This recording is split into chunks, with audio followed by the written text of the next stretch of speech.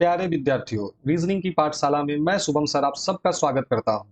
ये एक ऐसी पाठशाला होगी जिसमें हम लोग रीजनिंग के प्रत्येक चैप्टर का बेसिक से एडवांस तक देखेंगे। मतलब ये एक ऐसी पाठशाला आपके लिए होने जा रही है जिसमें रीजनिंग का प्रत्येक चैप्टर पढ़ाया जाएगा, कॉन्सेप्ट बताया जाएगा, प्लस ट्रिक्स बताए जाएंगे और साथ ही साथ आपको क्वेश्चंस भी करवाए जाएंगे। तो प्यारे विद्यार्थियों, आप बस क्या करें तो इस कक्षा का जितना ज़्यादा से ज़्यादा हो सके फ़ायदा उठाएं और पूरे क्लास को अच्छे से करें, नोट्स बनाएं। नोट्स ज़रूर बनाएं। जो विद्यार्थी नोट्स नहीं बनाते हैं वो लोग इस बात का ख्याल रखें, क्योंकि अगर आप एक बार वीडियो देख करके, ये मूवी नहीं चल रहा है, फिल्म नहीं है कि आप एक बार देखोगे और फिर नहीं भी देखोगे तो काम चल जाएगा। आपको नोट्स बनाना है कि जब कभी भी परीक्षा आपका आए, वहाँ पे आप जा करके इन नोट्स को एक बार देख लेंगे तो चीज़ें आपको ध्यान में आ जाएगी। बहुत सारे बच्चे नोट्स बना करके टेलीग्राम ग्रुप पे शेयर भी करते हैं। तो जो ऐसे विद्यार्थी हैं जिन्होंने अभी तक भी टेलीग्राम ग्रुप ज्वाइन नहीं किया है, वो लोग नीचे डिस्क्रिप्शन बॉक्स में लिंक दिया गया है, वहां से ग्रुप ज्वाइन कर सकते हैं, या टेलीग्राम पे आप जाकर के सर्च करेंगे reasoning bye Shubham Tiwari sir, तो आपको वहां से आपको मिल जाएगा, आपको मेरा ग्रुप, उसको जाकर के ज्वाइन कीजिए। तो रीजनिंग की पाठशाला में आज हम लोग चर्चा करेंगे, हमारा पहला चैप्टर जो आपके सामने है वो है ऑर्डर एंड रैंकिंग। मतलब कंप्लीट रैंकिंग पे हम लोग चर्चा करने वाले हैं कि रैंकिंग क्या होता है, इसमें कैसे सवाल आते हैं, इन सारी चीजों पे चर्चा होने वाला है। अब देखिए, रैंकिंग। तो चलिए पाठशाला की शुरुआत करते हैं। सारे लोग पेन पेपर लेकर के बैठ जाएं और ध्यान से वीडियो को देखें, समझें। जहां भी दिक्कत आए, परेशानी आए, आप उसको कमेंट कीजिए या टेलीग्राम ग्रुप में मैसेज कीजिए, उसका जवाब आपको दिया जाएगा। देखिए विद्यार्थियों, रैंकिंग को हिंदी में क्रम निर्धारण कहते हैं या क्रम व्यवस्थीकरण भी कहा जाता है। रैंकिंग को हिंदी में हम लोग क्रम निर्धारण भी कह सकते हैं, या कोई कोई बुक में देखोगे तो क्रम व्यवस्थीकरण भी लिखा रहता है। रैंकिंग, रैंकिंग का मतलब आप लोग बचपन से पढ़ते आए हो, रैंक रैंक, तुम फर्स्ट रैंक आया, थर्ड रैंक आया, फिफ्थ रैंक आया, फोर्थ रैंक आया, ऐसा फर्स्ट आपने पढ़ा होगा। यहाँ पे भी क्या है, तो वैसा ही सवाल सब आएगा, रैंक के ही, अदर रैंक से ही रिलेटेड क्वेश्चन सब पूछे जाएंगे। और इसमें क्वेश्चंस पे हम लोग को आते ही हैं, हम लोग जैसे यहाँ पे पूछे जाते हैं कि बताओ पंक्ति में टोटल नंबर ऑफ पर्सन कितने हैं। पोजीशन पूछा जाएगा आपसे, किसी भी व्यक्ति का पोजीशन पूछा जा सकता है, लेफ्ट से, राइट से, फ्रंट से, बैक से, कहीं से भी आपसे क्वेश्चन पूछा जा सकता है। फिर आपसे क्या पूछा जा सकता है, आपसे बोलेगा कि बताओ पंक्ति में मैक्सिमम नंबर ऑफ पर्सन और मिनिमम नंबर ऑफ पर्सन क्या होगा। फिर बोलता है कि बताओ कि दो व्यक्तियों के बीच में बिटवीन का जो कॉन्सेप्ट होता है कि दो व्यक्तियों के बीच में कितने लोग हैं, ये बताइए।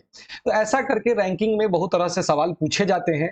और आपको अगर रैंकिंग बनाना है तो एक बात हमेशा दिमाग में बैठा लेना कि ये चैप्टर बहुत ही इंपॉर्टेंट है, टिपिकल है, और अगर आप अच्छे से नहीं समझोगे तो एग्जामिनर आपको फंसा देगा। जैसे आप एसएससी का परीक्षा में देखते हो कैलेंडर क्लॉक, बच्चा सब समझता है बहुत आसान है, लेकिन एग्जामिनेशन में उनसे क्वेश्चन नहीं बनता, क्योंकि एग्जामिनर क्या करता है कि आप रट के जाते हो, वहां पे वो बेसिक से सवाल पूछ देता है कि जो बच्चा रट के गया है वो कभी स्कोर नहीं कर पाएगा। सेम रैंकिंग भी वैसा ही चैप्टर है।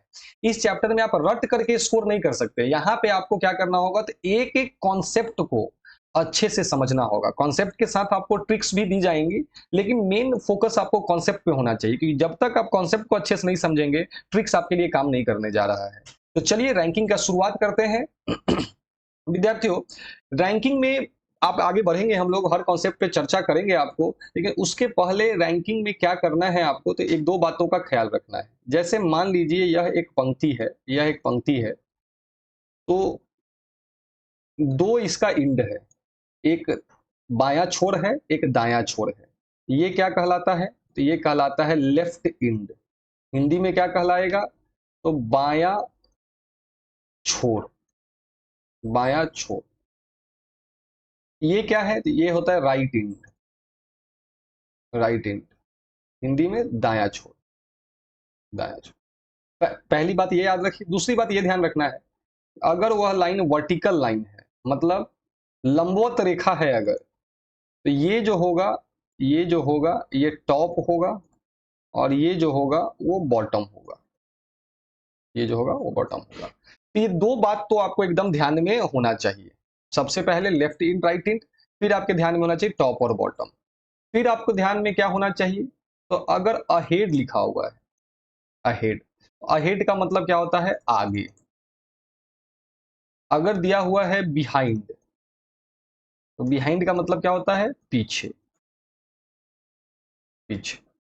इतना चीज आपको बेसिक है जिसके बारे में आपको जानकारी होनी चाहिए अगर आप रैंकिंग बना रहे हैं। और कहीं ना कहीं रैंकिंग जो है वो कुछ फॉर्मूला और कुछ स्मार्ट वर्क पे आधारित होता है। तो चलिए, सबसे पहला जो कॉन्सेप्ट हम लोग को रैंकिंग में देखना है, वो देखना है how to find total number of person, कि भाई किस प्रकार से आप टोटल नंबर ऑफ पर्सन को निकालिएगा। देखो, टोटल नंबर ऑफ पर्सन निकालने के लिए एक जो नॉर्मली जो फॉर्मूला आता है, जो मार्केट में जो बच्चे किताब से पढ़ते हैं, जो फॉर्मूला पढ़ते हैं, वो फॉर्मूला ये होता है कि sum of the position of a person from both ends, both ends और -1। एक ये फॉर्मूला होता है जो जनरली बच्चे, जो एग्जामिनेशन में जब बच्चे जाते हैं, जनरली क्या करते हैं, तो इस फॉर्मूला का बच्चे यूज करते हैं आपको, sum of the position of a person from both ends -1। मतलब कहने का क्या मतलब है इसका, कि अगर एक क्वेश्चन ऐसा दिया हुआ है आपको कि राम लेफ्ट से, राम, यहाँ पे लेफ्ट यहाँ लिख देता हूँ, आपको समझना है इस चीज को, कि राम लेफ्ट से 6th पोजीशन पे है और राम राइट से 11th पोजीशन पे है, और आपसे पूछा गया कि बताओ कि टोटल कितने लोग उस पंक्ति में है, total number of person in that row. अगर ऐसा सवाल पूछा गया तो आप क्या देख रहे हो, आप यहां पर ये देख रहे हो कि एक लाइन है जिसमें लेफ्ट इंड, लेफ्ट इंड आप अपने लेफ्ट से, जिधर लेफ्ट आपका उधर उसका भी लेफ्ट होगा, लेफ्ट से 6th पे, लेफ्ट से 6th पे, और राम राइट से 11th पे है। दोनों राम के बारे में ही पोजीशन दिया गया है और यहां पे लिखा भी गया है sum of the position of a person, कि किसी एक व्यक्ति का दोनों छोरों से दिया गया स्थान का योग में से एक घटा देंगे तो कुल व्यक्तियों की संख्या निकल जाएगी। तो यहां पर देखिए, तो टोटल क्या हो जाएगा, तो दो राम का दोनों साइड से जो पोजीशन दिया गया है, तो 6 + 11 और -1 कर देंगे, तो ये कितना हो जाएगा आपको, 17 - 1 मतलब 16। मतलब टोटल नंबर ऑफ पर्संस कितने हैं आपको, 16 है आपको। तो एक तो ये फॉर्मूला है, क्या फॉर्मूला है आपको, तो सिंपल सा फॉर्मूला है x + y माइनस कितना, 1। ये कंडीशन कब है, जब एक आदमी का पोजीशन दोनों साइड से दिया गया है, तो कुल व्यक्तियों की संख्या निकालने के लिए हम लोग क्या करते हैं, हम लोग तो सिंपल सा क्या करते हैं, अगर लेफ्ट से पोजीशन जो दिया गया है एक्स दिया गया है, और अगर राइट से पोजीशन कितना दिया हुआ है, वाई दिया हुआ है आपको, तो डायरेक्ट हम लोग फॉर्मूला लगा देते हैं, एक्स प्लस वाई माइनस कितना हो जाता है, 1 हो जाता है। एक आपने एक सवाल सामने देखा। लेकिन केवल एक चीज जानने से आपको यहाँ काम नहीं चलने वाला है। इसमें सवाल टोटल नंबर ऑफ पर्सन निकालने के लिए जो क्वेश्चन एग्जामिनेशन में आएंगे, वो अलग अलग प्रकार से पूछे जाते हैं। जैसे देखिए, एक सवाल और हम लोग लेते हैं यहाँ पे, एक सवाल और लेते हैं। एक क्वेश्चन ऐसा बार बार परीक्षा में पूछता है, Luisa is 11th from any end in a row, find total number of person। Total number of person कितने हैं सो बताइए। अब इस क्वेश्चन में क्या बोला कि Luisa 11th from any end, तो देखो एनी इंड का मतलब होता है बोथ इंड। क्योंकि देखो, कोई अगर एक पंक्ति है, कोई लाइन है, तो उसमें दो ही छोर हो सकते हैं। एनी इंड मतलब क्या हुआ कि लुइसा अगर लेफ्ट से 11th पे है, तो लुइसा राइट से भी कितने पर है, 11th पे है।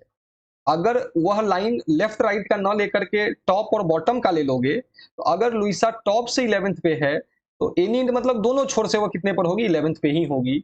यहाँ पे हमारा टोटल नंबर ऑफ पर्सन जो पूछा गया है, वो कितना हो जाएगा, 11 + 11 -1 = 21, और यही हमारा क्या हो जाएगा, आंसर हो जाएगा। तो ये देखिए, शब्दों का खेल समझिएगा कि सवाल वही पूछ रहा है, बस चीजों को क्या करते जा रहा है, वो बदलते जा रहा है। चलिए और आगे बढ़ते हैं, अगले सवाल की तरफ देखिए, क्या है हमारा नेक्स्ट क्वेश्चन।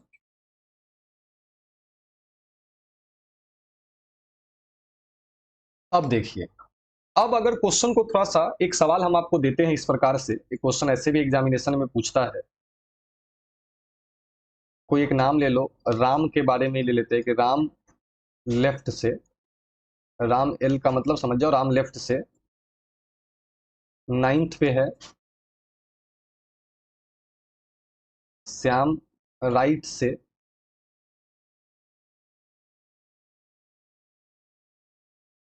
11th पे है, और इन दोनों के बीच में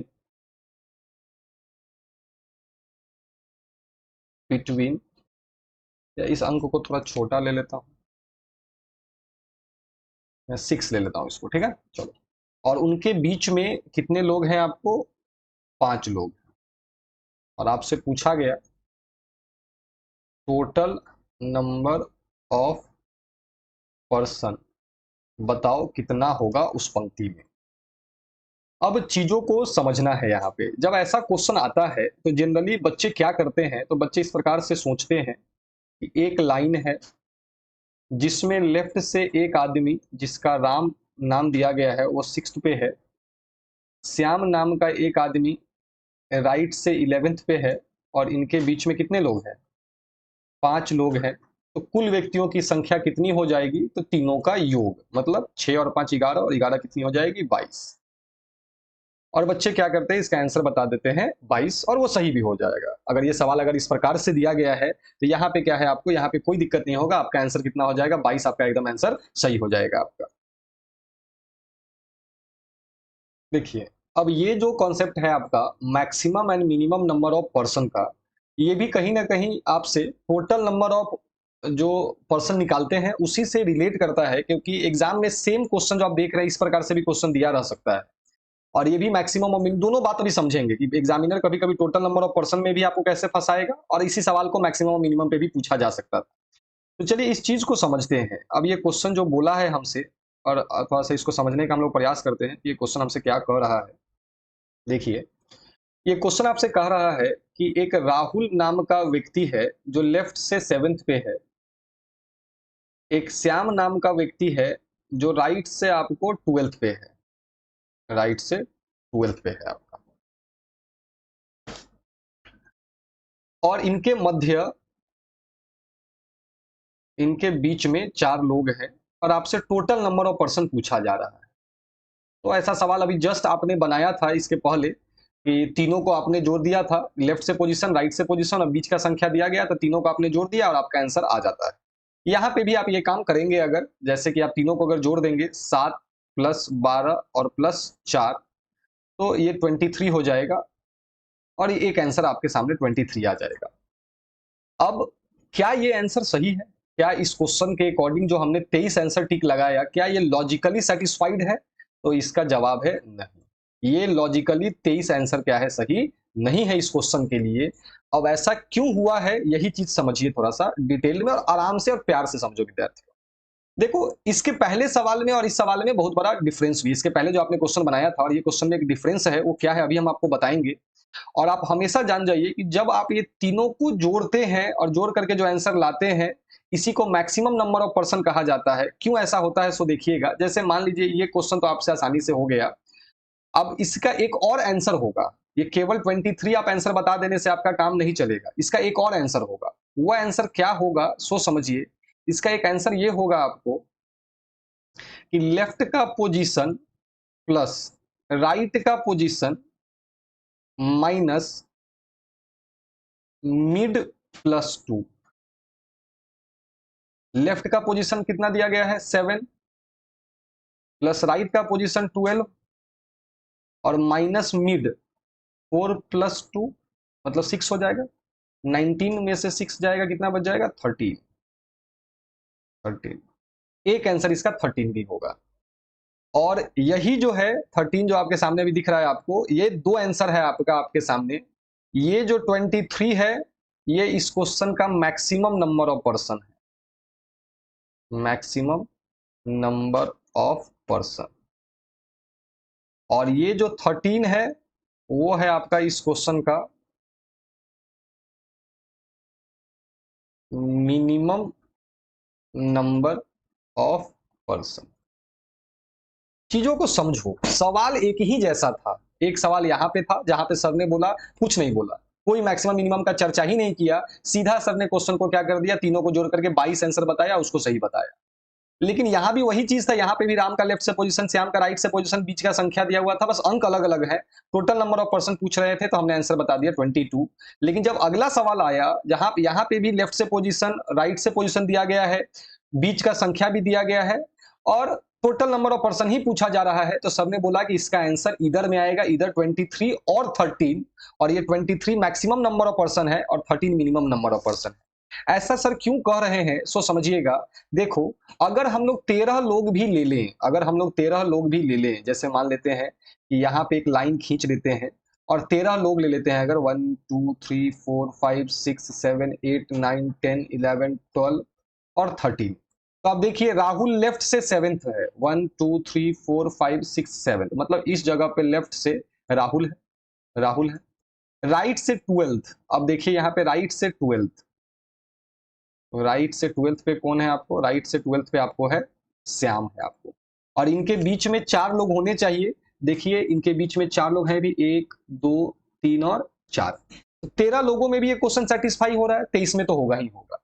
ऐसा क्यों हुआ है, ऐसा कैसे पहचानेंगे कि किस क्वेश्चन का आंसर 2 आंसर आएगा, किसका केवल एक ही आंसर आएगा, तो ये लिटमस टेस्ट आपको एक मैं बताने जा रहा हूं, जो आपको एकदम याद होना चाहिए जब भी आप ऐसा सवाल बनाएं, कि किस क्वेश्चन में मिनिमम नंबर ऑफ पर्सन निकल सकता है और किस क्वेश्चन में मिनिमम नंबर ऑफ पर्सन नहीं निकल सकता। क्योंकि अगर केवल फॉर्मूला याद कर लिए, कुछ लोग इसी को, अगर आप एग्जाम या आप अगर बुक्स में देखोगे तो कुछ लोग इसी चीज को थोड़ा सा इस प्रकार से बता देते हैं, सेम फॉर्मूला को, ये जो आप फॉर्मूला देख रहे हैं इसी को ऐसे लिख देंगे आपको, left plus right minus mid minus 2, तो बात बराबर ही है। अगर आप इस प्रकार से भी बताएंगे तो इसी तरह से क्वेश्चन सॉल्व होगा। लेकिन आपको याद रखना है कि लेफ्ट का पोजीशन, राइट का पोजीशन में से बीच का संख्या में 2 जोड़ करके घटा देंगे तो हमारा न्यूनतम संख्या निकल जाता है कि उस पंक्ति में कम से कम कितने लोग होंगे जो इस कंडीशन को सेटिस्फाई करेंगे। अब एक बात समझो, क्या वो टेस्ट है जो आपको ध्यान में रखना है, उसके लिए आपको एक सवाल और हम करवाएंगे, तब आपको वो चीज ज्यादा अच्छे से समझ में आएगा। जैसे देखिए ये क्वेश्चन आपके सामने है, आपको इसको बनाने के लिए बोल रहा है कि find the minimum number of person. अब आप क्या करोगे, अगर आप क्वेश्चन को देखोगे तो एक सॉल्यूशन की अगर हम बात करें तो क्वेश्चन में क्या दिया गया है, एक राहुल नाम का आदमी है जो लेफ्ट से 7th पे है, श्याम नाम का आदमी है जो राइट से 12th पे है, और इनके बीच में 6 लोग बैठे हैं और आपसे सवाल पूछा गया है कि find the minimum number of person. अब जो बच्चा मिनिमम का केवल फॉर्मूला याद कर लिया है वो डायरेक्ट एकदम तुरंत दिमाग लगाएगा कि अच्छा left plus right, left plus right का मतलब 7 प्लस 12, अच्छा माइनस मिड, मिड मतलब बीच का कितना, 6 प्लस 2, अच्छा 19 में से कितना घटाएंगे, 8 घटाएंगे, कितना आ जाएगा हमारा, 11 आ जाएगा। अब एक बच्चा क्या करे, 11 यहां देखा, ऑप्शन में 11 देखा, यहां टिक लगाया और आगे बढ़ गया। क्या ये आंसर सही होगा? थोड़ा सा भी कॉमन सेंस अगर आप अप्लाई कर देते तो ये आंसर ऐसे भी सही नहीं होगा। और अगर आपने ऐसा गलती किया है कभी परीक्षा में तो आप अभी अफसोस कर रहे होंगे कि हाँ सर हमने भी केवल फॉर्मूला याद किया था। भाई केवल फॉर्मूला याद करने से काम नहीं चलने वाला है, इसका आंसर 11 नहीं होगा। क्यों 11 नहीं होगा? सो देखो भाई, श्याम राइट से 12th पे है, और जब तुम यह कह रहे हो कि न्यूनतम 11 लोग ही पंक्ति में है, तो 11 लोगों में 12वां पोजीशन कभी भी संभव है क्या? नहीं है।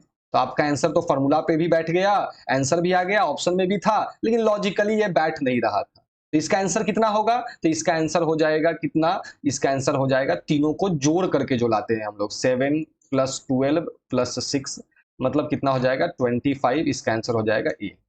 अब बच्चा परेशान हो गया, सब लोग परेशान हो रहे होंगे कि अभी अब सर कैसे हम पहचानेंगे कि किसमें 2 आंसर आएगा, किसमें मिनिमम नंबर ऑफ पर्सन निकलेगा कि नहीं निकलेगा। और ये मिनिमम का मतलब ओवरलैपिंग होता है, जो ओवरलैप कर जाता है आपको।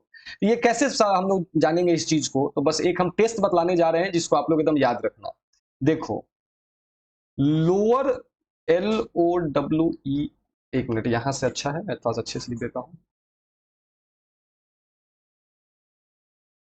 एकदम विद्यार्थियों आप लोग को एकदम घबराना नहीं है, कहीं भी आप लोग को बेचैनी में कभी पढ़ाई नहीं करना है, किसी का भी क्लास कीजिए, लेकिन आप एकदम प्रेम से पढ़ना है, एक एक चीजों को ध्यान से समझना है, स्किप नहीं करना है। आप लोग मूवी देखते हो 3 घंटे का, कितना देर स्किप करते होगे, कभी कभी गाना स्किप कर देते होगे, लेकिन पूरा सीन आप लोग अच्छे से देखते हैं। आज भी आपको विजुलाइज करने का ही मौका दिया जा रहा है, आप अपने कॉन्सेंट्रेशन को स्ट्रांग कीजिए। कोई भी मूवी आप देखते हैं, शोले का आपने बचपन में देखा होगा, उसकी एक-एक कहानी आपको याद है। लेकिन आप 9th और 10th 11th में या 10 दिन पहले क्लास में जो चीज़ पढ़ते हैं आपको याद नहीं होती है। क्यों नहीं होती? 3 घंटे की मूवी मुझे लाइफ टाइम याद हो गई, जो एक बार मैंने देखा था। एक-एक संवाद हमको याद हो जाता है, हीरो-हीरोइन के बीच का, विलेन के बीच का, हर चीज़ याद हो जाता है। लेकिन एक क्लास क्यों नहीं याद होता है? कभी सोचना इस विषय पे जा कर के, क्योंकि हम कॉन्संट्रेट नहीं करते हैं उस लेवल का जो मूवी देखने के समय कर रहे थे। आप भी इसको कॉन्संट्रेट करके एक बार अच्छे से देख लोगे कोई भी वीडियो को, तो आप कभी भूलोगे नहीं चीज़ों को। बस वो शौक से वो पढ़ाई होनी चाहिए, जैसे आप लोग मूवीज़ देखने में शौक लगाते हैं। अब इस क्वेश्चन के लिए हम लोग बात करते हैं कि लिटमस टेस्ट क्या था, तो हमेशा याद रखो भाई कि अगर लोअर रैंक जो भी दिया रहे, लेफ्ट से, राइट से, टॉप से, बॉटम से, lower rank minus mid, lower rank minus mid अगर ग्रेटर देन 2 है, तो वहां पे दो आंसर आएगा, वहां पे दो आंसर आएगा, मैक्सिमम भी आएगा और मिनिमम भी आएगा। बस यही तो याद रखना है कि lower rank minus two, sorry lower rank minus mid अगर ग्रेटर देन 2 है, तो वहां पे मैक्सिमम और मिनिमम दोनों आंसर आ सकता है। जो प्रश्न का डिमांड है उसके अनुसार आप अपना जवाब देंगे। लेकिन अगर लोअर रैंक माइनस मिड, अगर lower rank minus mid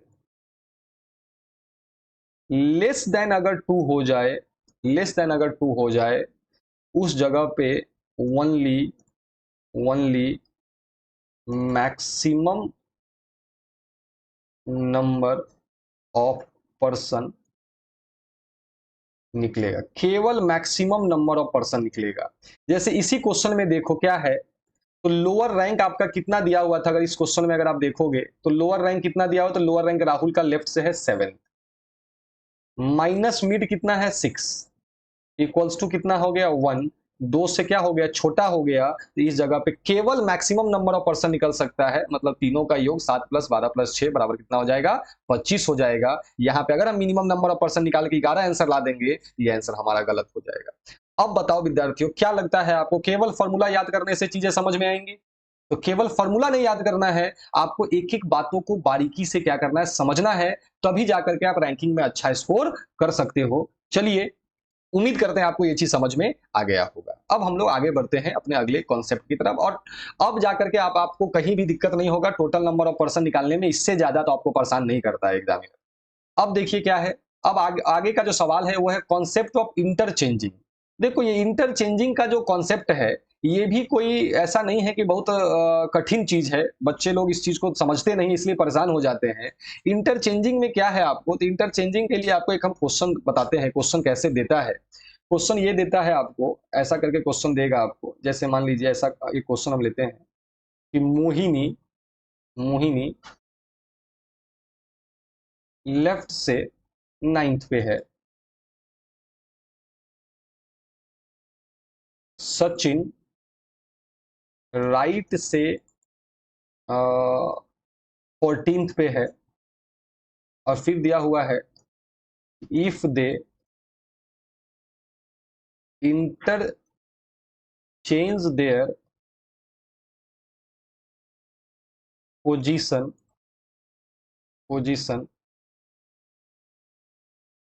Mohini becomes 11th from left left, find total number of person in that row. अब थोड़ा सा इस क्वेश्चन को समझिए, ये क्वेश्चन क्या दिया है। ये क्वेश्चन क्या दिया है कि एक लाइन है, एक लाइन है, एक रो है, जिसमें लेफ्ट से 9th पे मोहिनी है, और उसी रो में राइट से 14th पे सचिन है। फिर बोलता है कि if they interchanges their position, कि अगर वो अपना स्थान बदल लेते हैं, अगर वो अपना स्थान आपस में, इंटरचेंज का मतलब म्यूचुअल चेंज होता है, इंटरचेंज का मतलब, इंटरचेंज का मतलब होता है कि अब 9th पे सचिन आ जाएगा और राइट से 14th पे मोहिनी आ जाएगी। इंटरचेंज का मतलब क्या होगा कि हम आपके जगह चले जाएंगे, आप मेरे जगह चले आइए। तो आफ्टर, यहां पे मैं लिख देता हूं, आफ्टर इंटरचेंजिंग। बच्चे यही काम नहीं करते, वो पहले इंटरचेंज नहीं करते, डायरेक्ट कुछ कुछ फॉर्मूला लगाने लगते दिमाग में। चीजों को समझो, रैंकिंग को जब तक आप डायग्राम ड्रॉ करके बनाना नहीं सीखोगे, तब तक रैंकिंग में अच्छा स्कोर नहीं कर पाओगे आप। अब देखो क्या बोला कि अगर वो अपना स्थान आपस में बदल लेते, चलो हमने उनका स्थान बदल दिया, हमने मोहिनी की जगह सचिन को ले लिया, सचिन की जगह मोहिनी को ले लिया। तब क्या देखा गया, जब इन्होंने अपना स्थान बदल लिया, तब क्या देखा गया कि मोहिनी लेफ्ट से 11th हो गई। इंटरचेंज करने के बाद मोहिनी राइट से 14th हो गई थी। प्रश्न के अनुसार है कि वो लेफ्ट से 11th हो गई है इंटरचेंज करने के बाद। राइट से 14 तो वो बाय डिफॉल्ट हो गई थी, हम उस मोहिनी सचिन की जगह चली गई थी, मतलब राइट से 14th हो गई थी। प्रश्न के अनुसार वो लेफ्ट से 11th हो गई है। और जब किसी एक आदमी का दोनों छोर से पोजीशन पता चल जाए, तो कुल व्यक्तियों की संख्या हम लोग कैसे निकालते हैं? तो लेफ्ट का पोजीशन प्लस राइट का पोजीशन और माइनस कितना करते हैं? 1। सबसे पहला कॉन्सेप्ट पढ़े थे, तो ये हो जाएगा कितना? तो 14 और 11 हो जाएगा 25, में से एक जाएगा 24, मतलब उस पंक्ति में कुल कितने लोग हैं? उस पंक्ति में कुल कितने लोग हैं? 24 लोग हैं। कॉन्सेप्ट क्लियर हो गया होगा सब लोगों का। लेकिन मान लो कि अगर यही सवाल इस प्रकार से न दिया जाता, इस सवाल में एक छोटा सा हम चेंज कर लेते हैं। क्या चेंज कर लेते हैं? यहां तक सब लोगों को समझ में आ गया? जिनको नहीं समझ में आया वो वीडियो को फिर से बैक करके दोबारा करके देख लेना, इस चीज को, बहुत आसान सा कॉन्सेप्ट है। मान लो एक छोटा सा हम चेंज कर देते हैं, यहाँ पे चेंज क्या कर देते हैं आपको, देखिए मैं छोटा सा चेंज कर रहा हूं, यहाँ पे जो 11th था इसको 14th कर देता हूं, और फ्रॉम लेफ्ट के जगह फ्रॉम राइट कर देता हूं। अब क्वेश्चन में देखते हैं क्या बदलाव होता है।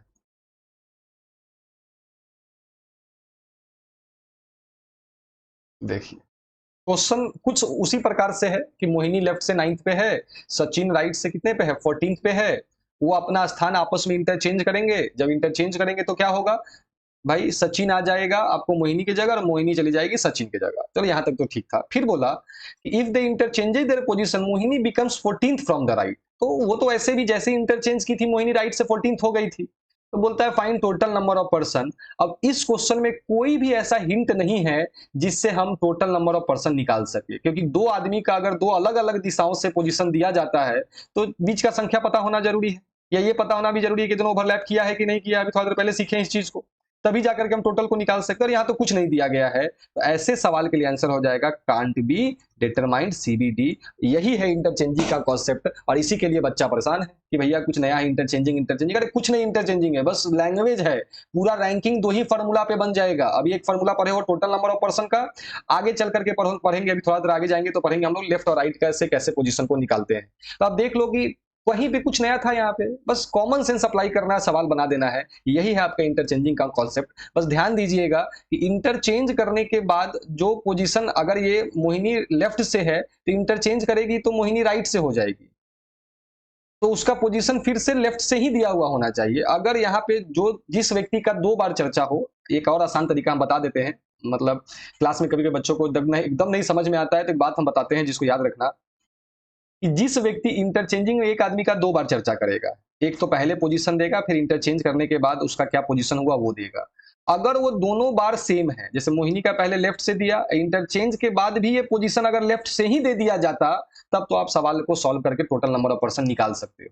लेकिन एक बार मोहिनी का पोजीशन लेफ्ट दिया, या कोई भी एक्स वाई जेड कोई भी पर्सन रहे, और अगले बार राइट दे दिया, इसका मतलब है कि उस व्यक्ति, इस क्वेश्चन में आंसर डायरेक्ट हो जाएगा कांट बी डिटरमाइंड। तो इस तरीका से भी आप इन सब चीजों को याद रख सकते हैं, इसमें कहीं कोई परेशानी की बात नहीं है।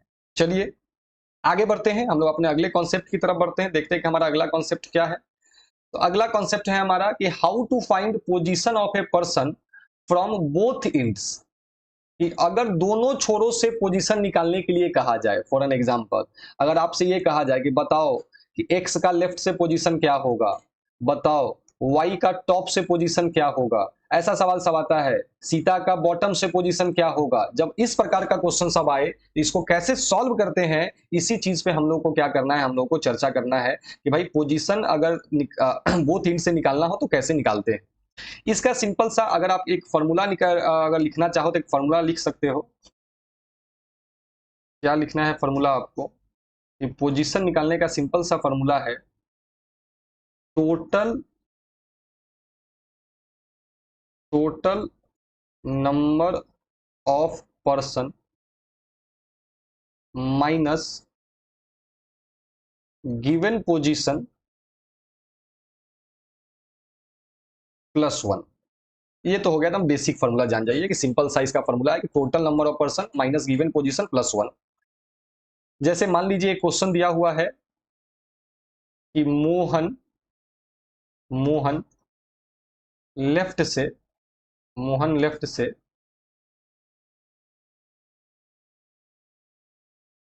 11th पे है, टोटल नंबर ऑफ पर्सन 20 है आपको, तो मोहन का राइट से पोजीशन क्या होगा ये आपसे पूछा जाए तो कैसे निकालोगे? तो सिंपल सा समझो, एक लाइन है ऐसा जिसमें कुल टोटल नंबर ऑफ पर्सन कितने हैं, तो 20 है। 20 है। मोहन लेफ्ट से 11th पे है। मोहन लेफ्ट से कितने पर है? 11th पे। और सवाल हमसे ये पूछा गया है कि मोहन का राइट से पोजीशन क्या होगा ये आपको बतलाना है।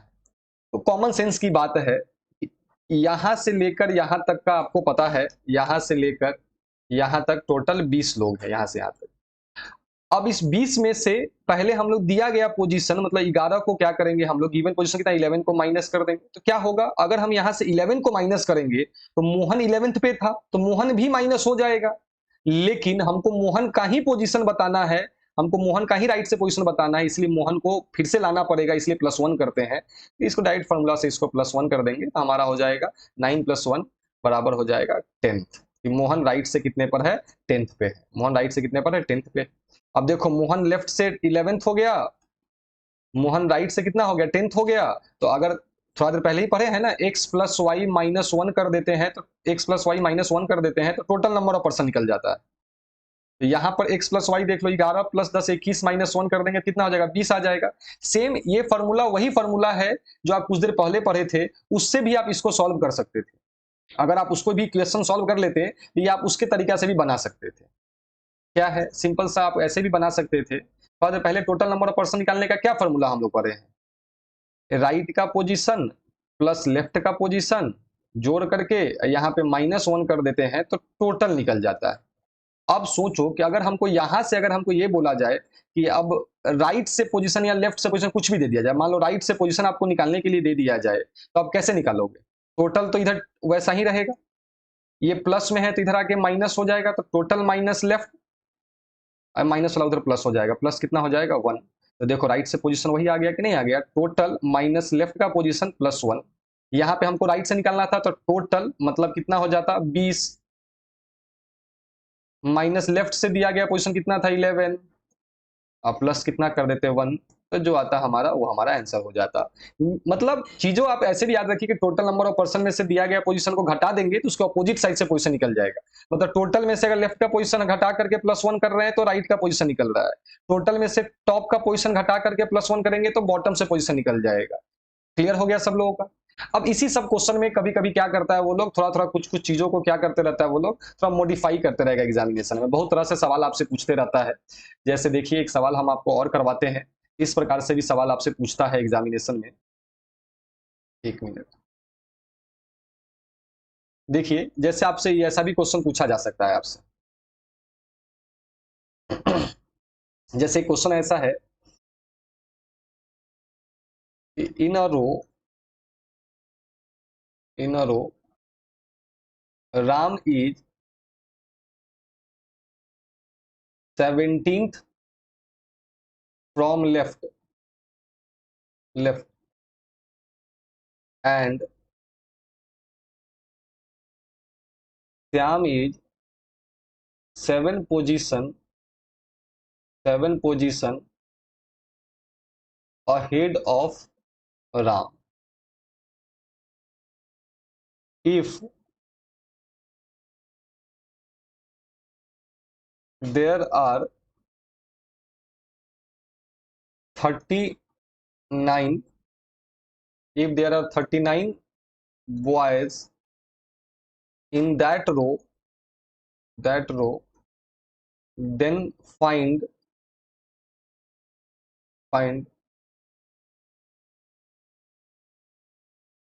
position of Syam from right end. From right end. अब यहाँ पे हम दो चीज आपको सिखलाएंगे, एक बहुत ही महत्वपूर्ण चीज अभी सिखलाएंगे, लेकिन उसके पहले इस क्वेश्चन को थोड़ा सा देखिए। अभी ये क्वेश्चन में तुरंत अभी क्लिक कर गया था, तो अभी आपसे करवा रहा हूँ, इस चीज को थोड़ा देखिए। ऐसा बहुत सारा सवाल हम आपसे करवाएंगे। ये क्वेश्चन क्या बोला है, अगर हम इसके सॉल्यूशन का बात करें, आंसर का बात करें, तो क्या बोला है कि एक लाइन है जिसमें राम लेफ्ट से 17 पे है, राम लेफ्ट से 17 पे है, और श्याम राम से 7 स्थान आगे है, 7 स्थान आगे है।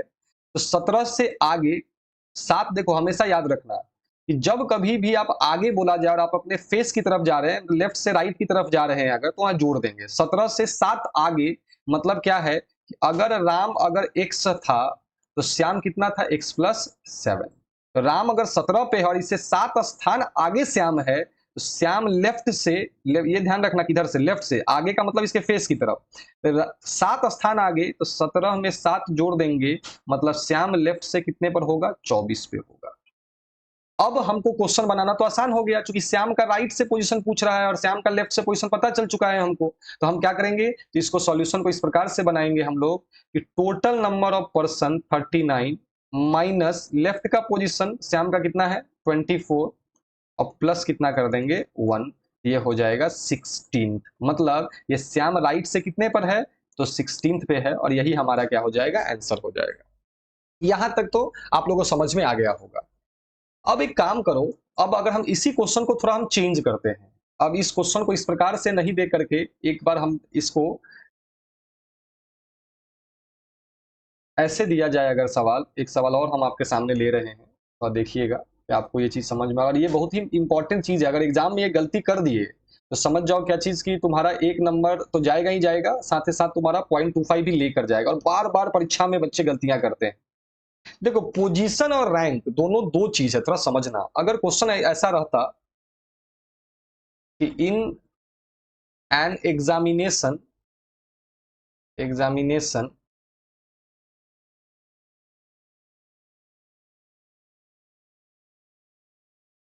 Ram's rank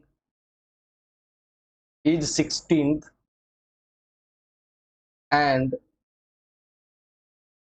Syam is 7 rank ahead of Ram.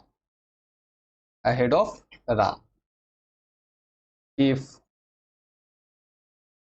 फिर से वही चीज, there are 39